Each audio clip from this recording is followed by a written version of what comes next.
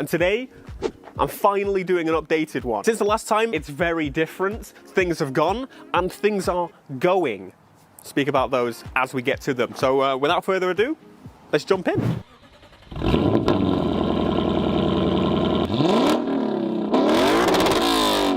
So this is my second new car, because the Supra was actually, and speaking of the Supra, I sold the Supra to get this, which I think is a pretty good upgrade. You'll remember in that video, if you watched the previous one, I wasn't really sure on it. I prefer V8s in new cars. I don't like BMW engines, they sound kind of boring. Sorry. I don't like BMW 6-cylinders. I can say that. A little bit about this then. We've done an exhaust.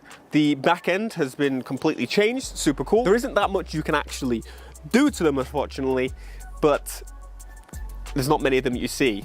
So that's kind of why. Something I really love about Lexus is obviously the interior is incredible. It's beautiful. Lexus is quite dated in terms of technology though, which isn't a bad thing because they've got Android Auto and CarPlay and things like that. In terms of all the assists and stuff, it is very like super early crash detection and stuff, and it is quite annoying. It just comes up randomly. When you're on a normal two-way road, it freaks out that someone's about to swerve into you and kill you.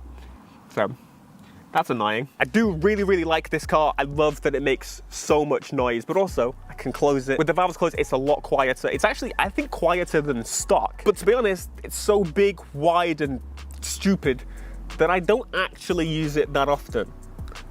I'll show you what I do use more often.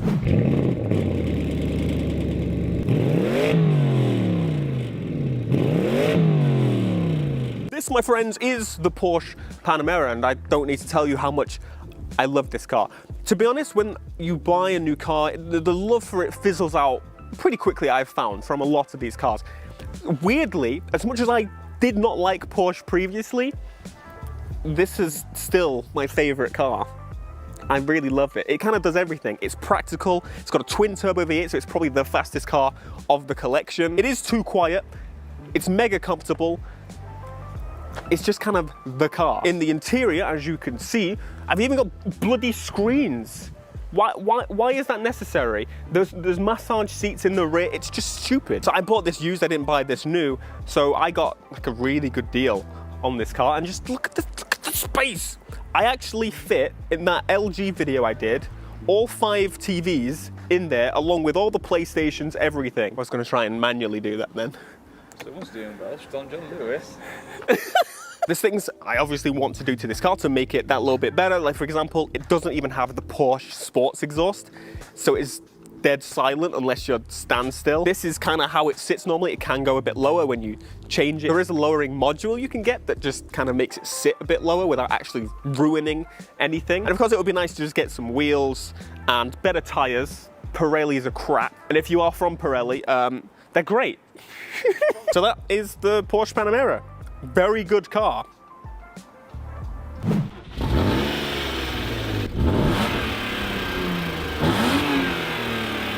On to our BMW 328i E36.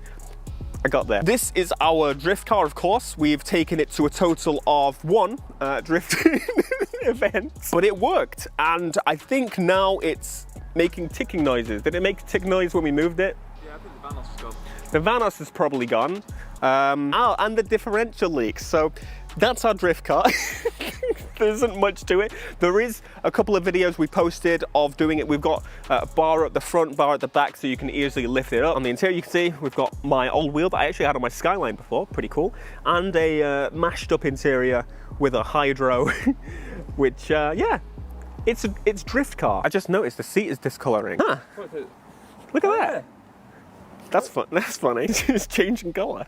It's going blonde in the sun. So yeah, we do plan to actually use this thing again. We've got a few bits to do. For example, stopping the diff leaking and maybe the Vanos. Or we could just run it until it dies. Either way, we will at some point. That's why I got the trailer. So I should probably actually make use of it.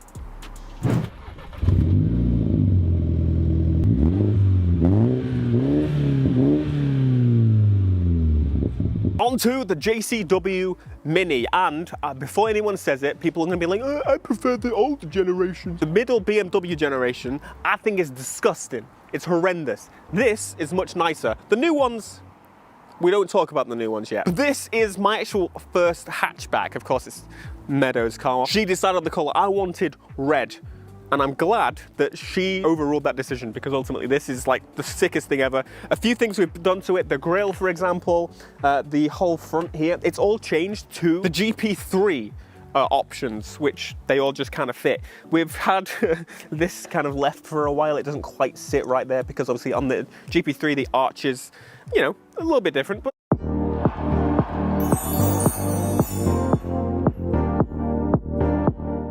finding your perfect car at the perfect price just got easier with the Trade Centre UK. With cars that ultimately doesn't matter.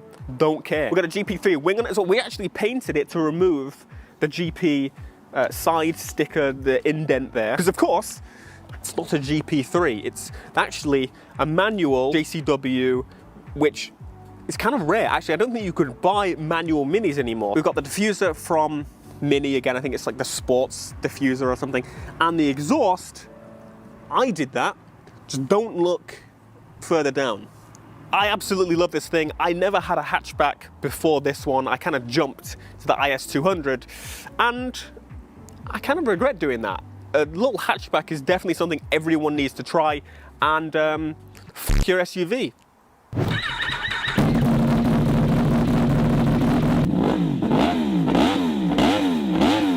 Say hello to my Yamaha R1. This thing is ridiculous. I have not actually made any videos on it so far. I bought it and it's just kind of sat for a while. It's absolutely fine, nothing wrong with it. I just need to, you know, MOT it, and I'll speak more about that a little bit later. It's a Yamaha R1. It is ridiculous. When I first wanted to buy a bike, I thought I'd actually buy an R1. I was going to buy an older generation R1, but everyone that I spoke to was like, are you insane? And so that's when I bought my first bike, and then I bought this one, and then I bought another one, but the other one is gone. Ultimately, I actually think as long as you get a modern 1 litre bike like this, and you're a sensible person, I'm not the type of person to take risks. I actually think this is possibly the easiest bike that I've actually owned, which is weird. The only thing that has been done to this is there's an exhaust, and it's got, you know, fall protection. It's very good. Also, please don't take this as me saying you should get a litre bike. That is terrible. Don't do that. Get something sensible, like a 650. That's scary when you first start, but you need that, definitely. But yeah, absolutely love this bike. It is incredible. Weirdly, I was a little bit worried about like back pain when you kind of lean forward. It's actually better for your back than a normal bike, I find, which is weird. I saw James May said the same thing. But yeah, R1, the best bike I've owned, because I've not owned that many. And I wanted this generation for the sake of the safety features and whatnot, and I don't want to wheelie and die, so I thought, hey, have a setting that basically doesn't let me. Great.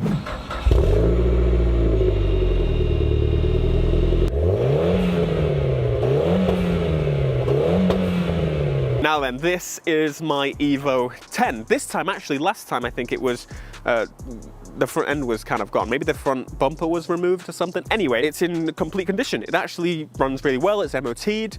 It's good to go. So this is an FQ360, so it is the sought after model. It has a manual transmission, which is, again, worth a little bit more, very nice. But as I said, I just didn't really fall in love with it. It's a very good car, all-wheel drive, very quick, like it's as fast as you'd probably need. But when I've got something like the Skyline and I want to go out for a fun drive, I'm gonna go for that. Ultimately, I just didn't fall in love with it like I kind of expected to, but it's looked after. And so it's time, actually, for this one to go. I do hope this goes to a really good place and, you know, it's looked after and loved and driven, because yeah, we've put a little bit of time and money into this. I actually just got everything properly refreshed, got a full service, got a new clutch installed. We've got the adjustable clutch, we've got the oil cool upgraded, we've got the blow off. We did quite a lot to it. It's a really good example. So if you're interested, there are ways to find it.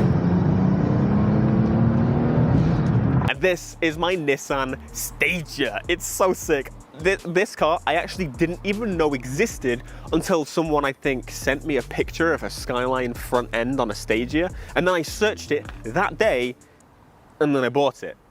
I think that day. The Skyline front end went on very, very quickly, and that was thanks to Marriott Coachworks. I've actually had an exhaust that I haven't put on this, which I definitely need to because it makes no noise, and it will sound very similar to the Skyline once that's on. It pretty much shares a lot of things similar with the Skyline, so my idea was if I got this, I could take things from the Skyline when I'm not using them anymore and shove them in this. So the kit on it, I actually have no idea. It looks pretty cool, it's very flimsy, but it held paint pretty well overall. But to be honest, once again, this is another car that I bought. We did the stuff to it. In fact, I actually sent it away to get stuff done, and then it kind of sat. So since that video, it's actually sat. I drove it a couple times after that. But ultimately, the Porsche just kind of replaced the role of this. This still takes a lot more stuff, but you don't always need to take stuff. It'd be a good car if you're moving though. Very like a van. Now, as I said, it's been sat for a really long time, like almost a year. So we decided to actually wipe it off a little bit, you know, make it look a bit more presentable. And actually, it turned out pretty well. You can actually see the line as to where we decided to clean it and decided to stop, because it's like, look, we can show that we do stuff. So what we use for this quickly is the all-purpose cleaner and also then quick detailer, and it looks really good. We definitely need to do the window. Sounds like sandpaper.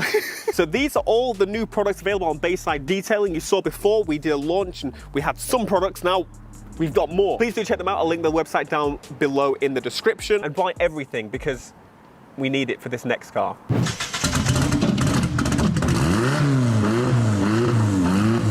This is the Mitsubishi Eclipse. There's a lot of story behind this. For example, once again, I have bought it and it has sat. We did send it off, so it was running. I haven't tried it since, but ultimately, yeah, it's just kind of been sat. I'm pondering what exactly to do with this car, in that, well, the floor is in a state. The car is in a state. You can just see it by looking at it. It was a lot worse, but we did use some Bayside Detailing products to clean that up a little bit. A little bit. I say a little bit, is absolutely hammered before. If you know me, I absolutely love the Mitsubishi Eclipse. It's an incredible car, and I think one of Mitsubishi's best cars, which they didn't actually make that many, and now they're absolutely shit. I don't think I've seen any other GSXs in the UK. There's probably a reason for that. They're all crumbled and horrible. There are a couple of front-wheel drive ones, and you know, I could potentially get one of those and swap some bits across. We could make it into a track car of some kind. But let's be real, this thing is a shed. Quite literally. I might get deleted because of this. You see, I've chosen to take on the most powerful enemy of... Actually, there's just stuff piled in it.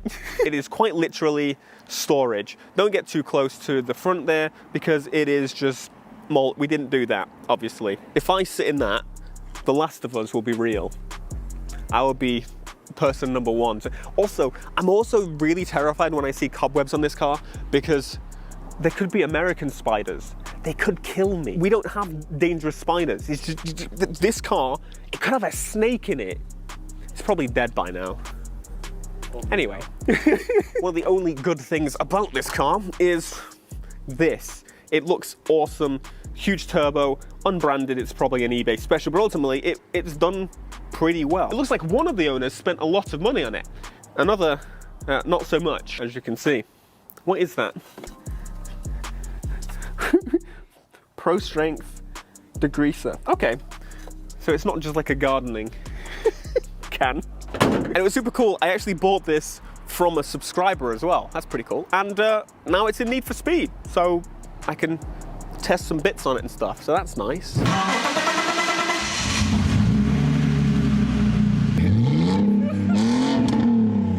Welcome to the M3 not M3.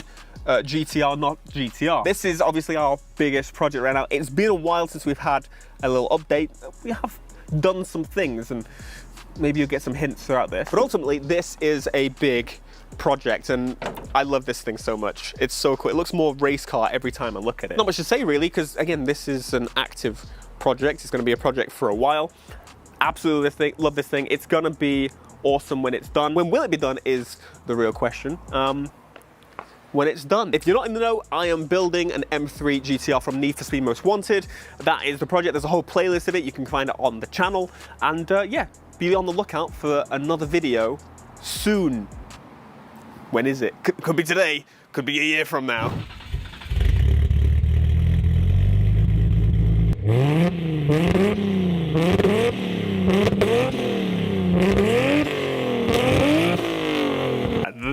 is my pride and joy, literally by definition. This is incredible. I love this. My R34 GTR.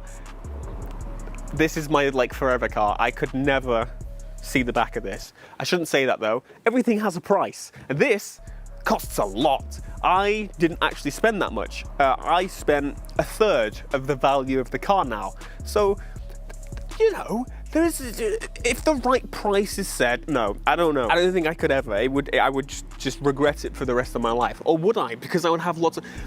This is a debate in my head about this car, but absolutely love it, incredible. It's, you know, they say don't meet your heroes and all that stuff. It's not something I could drive every day. Like I could actually, but I don't want to. When I do drive it, it's super special, and I find that's really only the case if you have like a daily car. But as you can probably tell, I'm a bit beyond that right now. I've recently got this under-sealed and full service, as I usually do, and the under-seal, I get a bit of debate on whether you should do paint under seal or wax under seal. I just went for the wax one. You'll likely have to keep doing it, but am I even going to use it in the winter anyway?